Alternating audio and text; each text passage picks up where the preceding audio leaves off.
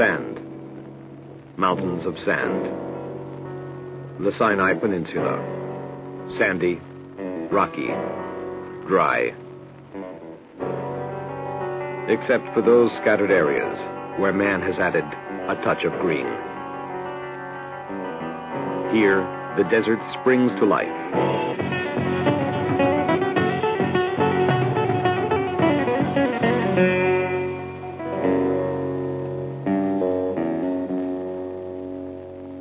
Yamit, a home for Israelis in the heart of the desert, the fruit of vigorous development begun immediately after the Six-Day War.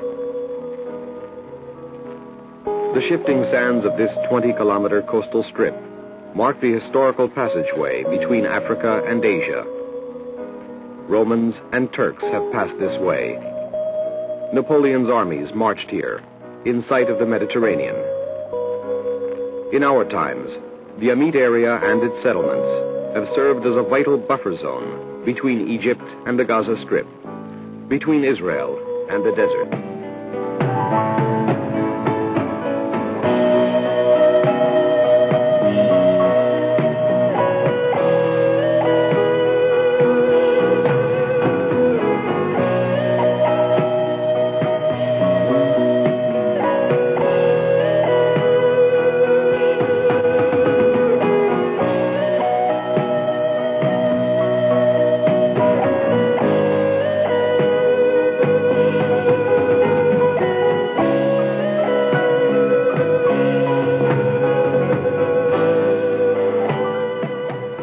Headed for export, the basis of Yamit's economic viability.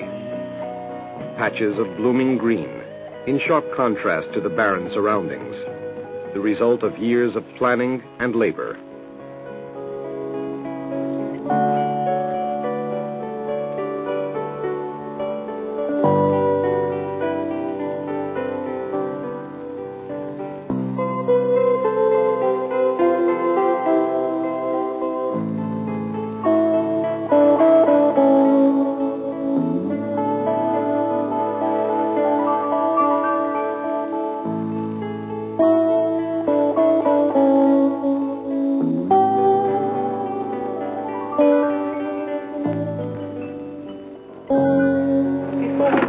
Africa, we made 2 moves, and then we had to pack up everything, and then we moved to Tocha, where we were for 18 months, and then we moved here. And I thought that when we moved here to Talmei Yosef, it would be the last move. I didn't expect to have to readjust and to make a new life again. It's very easy to sign on a piece of paper, but who can guarantee what the future's going to give, what the future's going to bring for you? At the moment, I know what I've got. I can see. I've built everything that I have on the moshav. We worked very hard for. In the new place, everything's up in the air at the moment. Nobody is certain exactly what we're going to get, what the type of farm is that we're going to be working. And I find it a very, very difficult decision to make, whether to go there. If we do go there, will it be the right decision? If we don't go there, what am I going to do with the rest of my life? Can I leave farming and go into the city, live in the city and work? I don't know.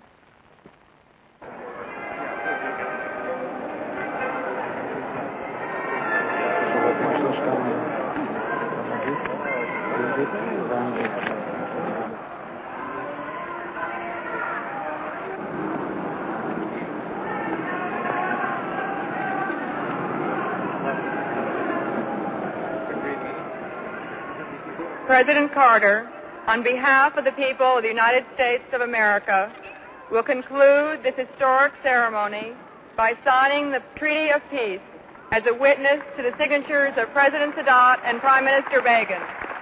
In 1978, peace began to come to the Middle East. The signing of the Camp David Accords put an end to the state of war between Israel and Egypt. But the peace agreement had broad, far-ranging effects. For the settlers of the Yamit region, it meant abandoning their homes. Peace meant leaving the garden, untilled, unwatered. knowing that nature would do the rest. We are here at the moshav called Talmei Yosef. It's called after my late father, Yosef Weitz.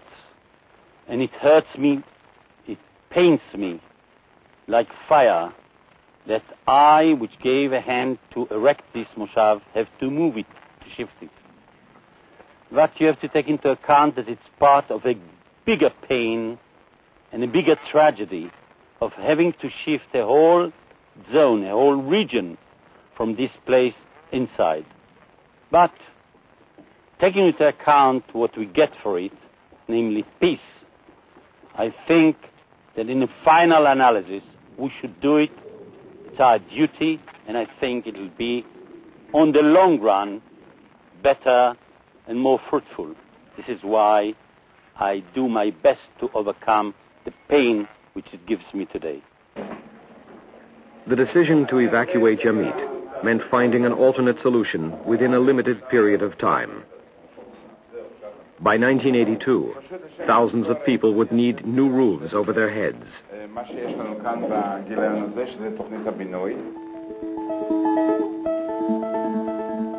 1978, a decision was taken to develop the neighboring area, named Pitchat Shalom, the Shalom salient. The work began at once, at a brisk pace, with time the constant enemy.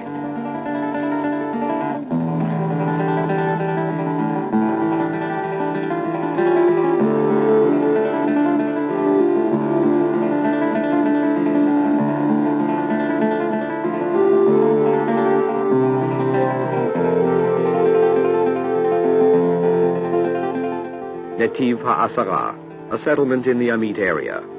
Established in 1973, it has been a social and economic success story. It, too, must be given up.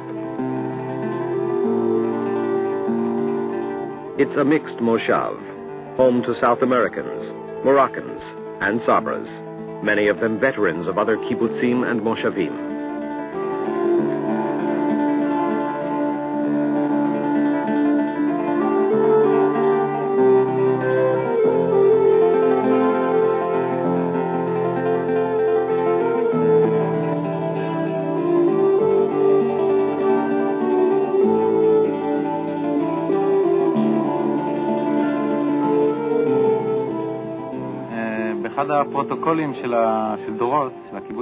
I came here from Kibbutz Dorot in the northern Negev.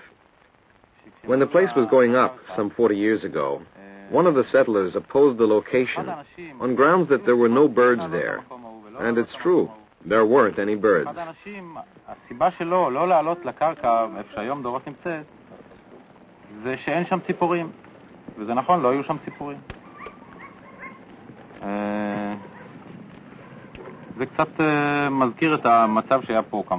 That reminds me of what it was like here.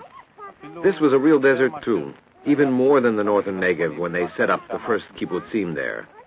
There really wasn't anything here, and hardly any birds at all. Over the years, we started to count them. Today, we don't even bother.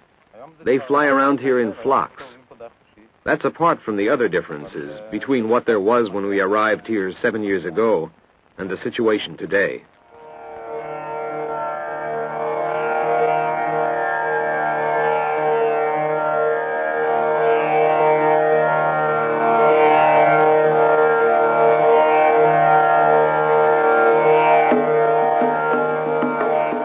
In 1969, Israel brought the first water lines into the area.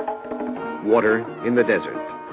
Its appearance created almost magical changes, benefiting all the region's inhabitants, Jew and Arab alike, transforming the face of the land.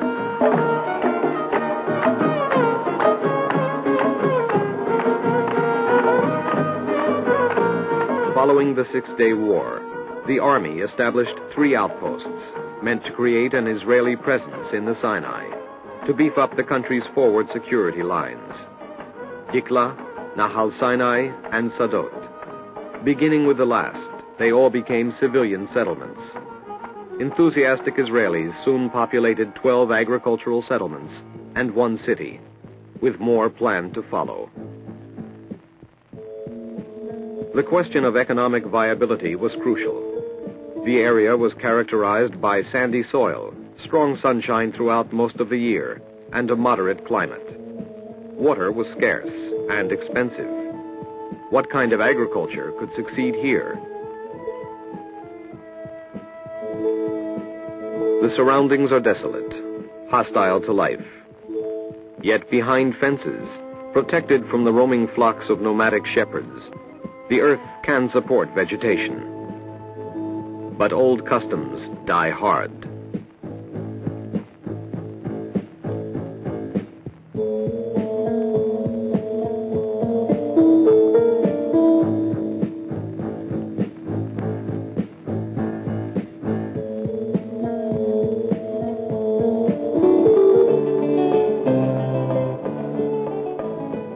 A new approach bears fruit. With water and concern, the desert can bloom. The new settlements incorporated recent agro-technical developments and based their farming largely on hothouse agriculture. Flowers and vegetables raised here were directed mainly at the European export market. Economic success came quickly. Today, thousands of people live off the desert land.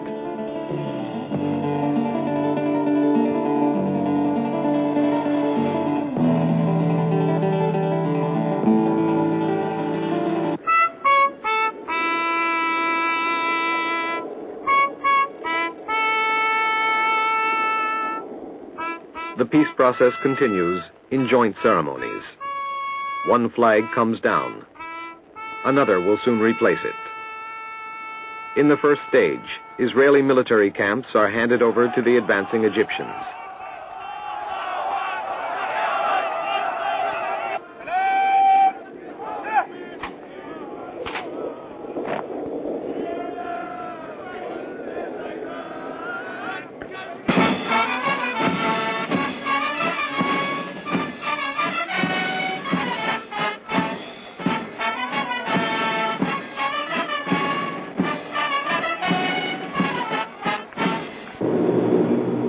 Your attention, please.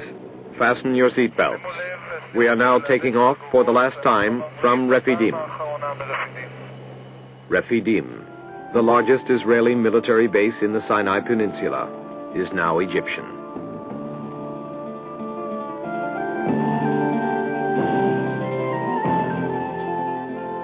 As Israelis pull out of the heart of Sinai, the border moves relentlessly eastward, that much closer to Israel, that much closer to Yamit. Soon Yamit, too, will be foreign territory for Israelis.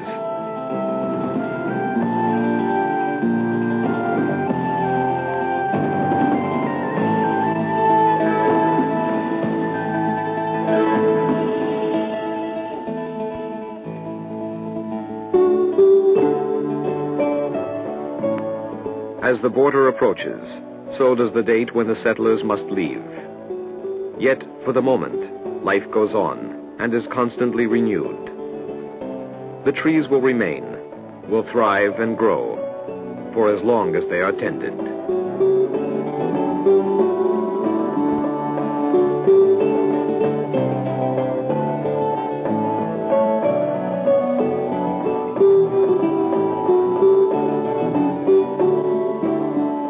Now is the time to discuss the future, to weigh the alternatives suggested by the government. Some of the settlers will move to the new Shalom salient developments. Others have other ideas. היישובים של פתחת שלום יהיו ממש מהעבר השני. The Shalom salient settlements will be located just the other side of the Green Line, the former border. From there, with the naked eye, you can see the settlements we're living in right now. I think it's a bit too much to take people from their land and to put them in a place where they can see their former homes from afar. I have a problem with all this. I don't feel quite like the other women I talk with. For some reason, I have this strong hope that we will actually remain here. So my daily schedule, my life, isn't so upset. But here and there it does pop up. What will happen if, in spite of everything, It won't be that difficult for me to start over again. Some others find it hard. It's a personal matter. At any rate, I am 39 years old. Not exactly a young kid just out of the army. But that's not the problem. The problem is, I think they're making a mistake, and not just here. We're just the first stone to move, but one that could keep on rolling all the way to Jerusalem. The price of peace. In the era of petrodollars and oil weapons, Israel hands over the Alma oil fields to Egypt, fields discovered and developed by Israel. The cost, however, is measured in more than dollars alone. A member of the Egyptian Advance Party knows how the departing Israelis feel. Sure, because they haven't any more oil wells in their country. So, but according to the peace agreement and the Camp David agreement, supposed to leave this Lebanon on 25th of November.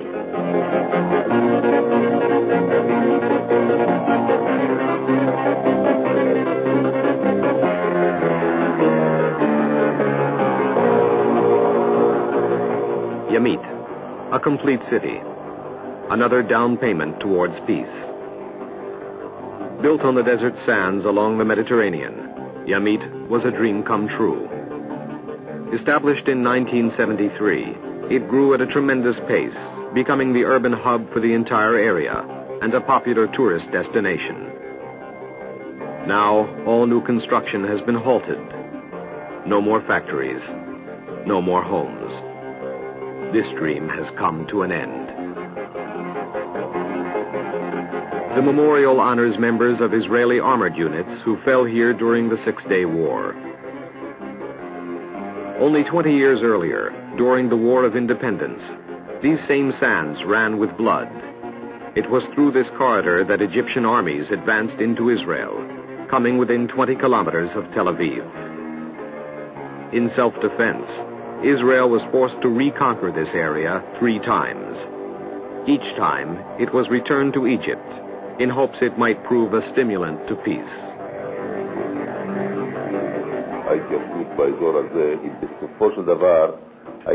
Settlement in this area is basically meant to satisfy objectives of national security, just like the Yamit area settlements, just like the settlements in the Negev, on the Golan Heights, and in the Jordan Valley.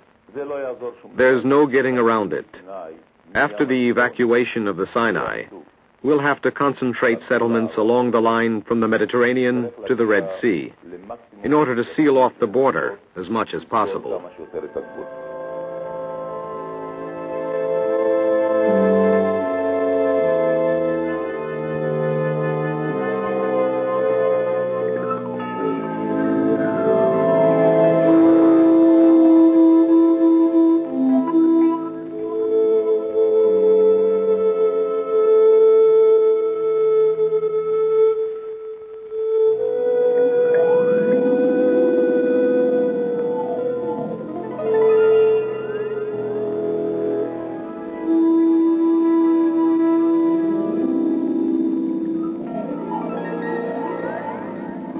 And so, once again, mountains must be moved, to push back the desert, to build homes. Once again, billions of dollars must be invested to replace abandoned settlements with new ones. The Shalom salient, another enormous expenditure in money and manpower, in an area where the sands of time have shifted back and forth throughout history. The deadline approaches. By 1982, the Shalom salient must be ready. Houses built, farming operations set up, water and electricity lines laid, roads paved. In any terms, the cost is staggering.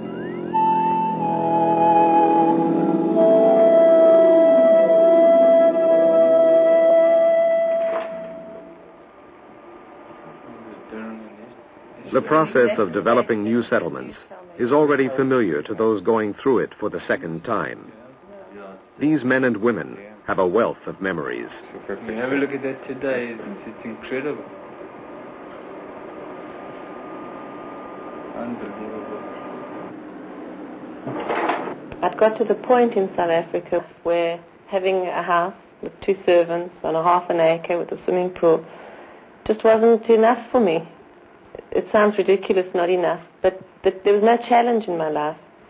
And when my husband came home with the idea of going to live on Talmay Yosef, which was still at that stage at the point where they were discussing it actually, it was very tempting.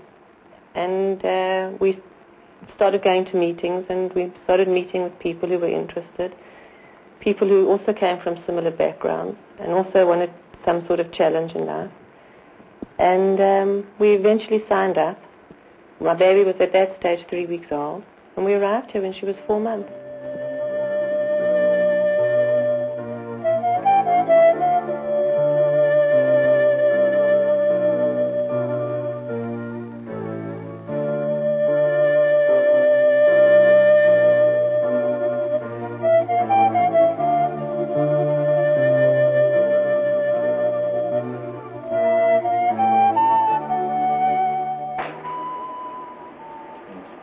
Lighting on the flowers, we used generators which were vintage models, and every night we had a lot of fun trying to start all these generators.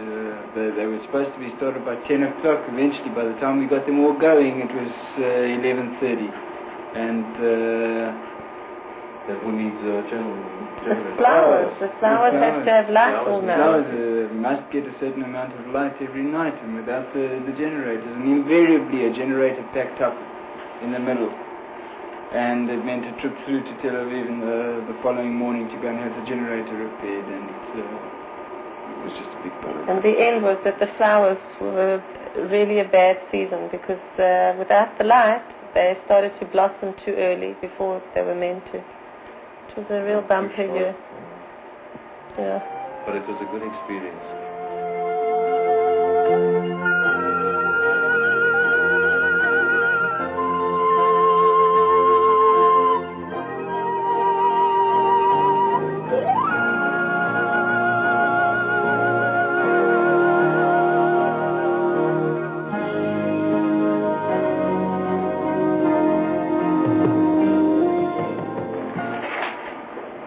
Yeah, it's a typical example, this picture. It's exactly at the same stage as the new Talmay Yosef. And people expect us to have some sort of enthusiasm. It's like a sick joke that people expect us, after living here for 3.5 years and being at exactly the same stage we're at now, to want to go back and start again, and then maybe in 3.5 years' time get to the same stage we're at. I can't foresee myself doing that again. I feel an emptiness. I don't feel any enthusiasm.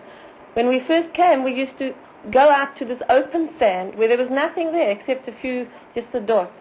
And we were so excited that we used to come home, and every Saturday we drove out here and had a look at everything. We went out there to the new area once, and we'd never been back again because we'd left us with such an emptiness. But then there are people who came after Camp David and who realized that they were moving to the new area. And they've had that enthusiasm that we've lost. So even though we've lost it, there are people who are looking forward to it. The border advances.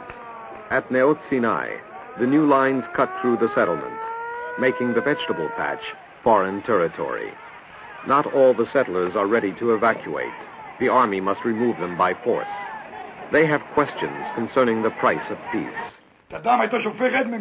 This blood was shed by the government of Israel.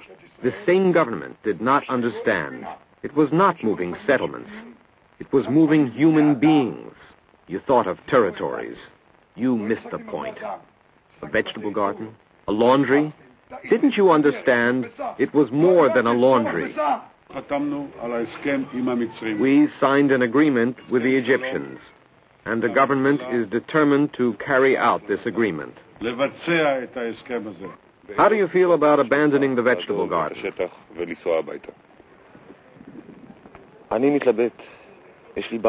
I'm not certain. On one hand, I had to leave my vegetable garden. And on the other hand, there was no loss of life. It's very hard for me to say what I want to say.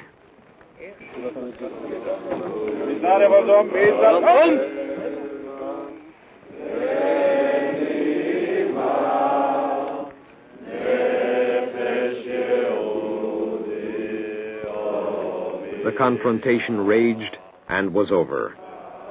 The settlers' protest was heard. The army restored order.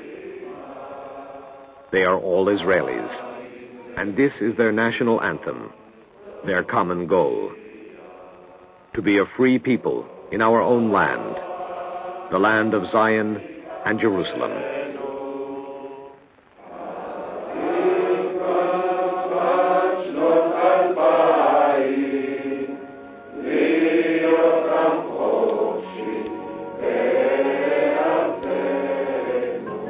A free people, free to start anew on its own land, free to decide democratically, to start all over again, building homes, building lives on the border of time, the border of peace.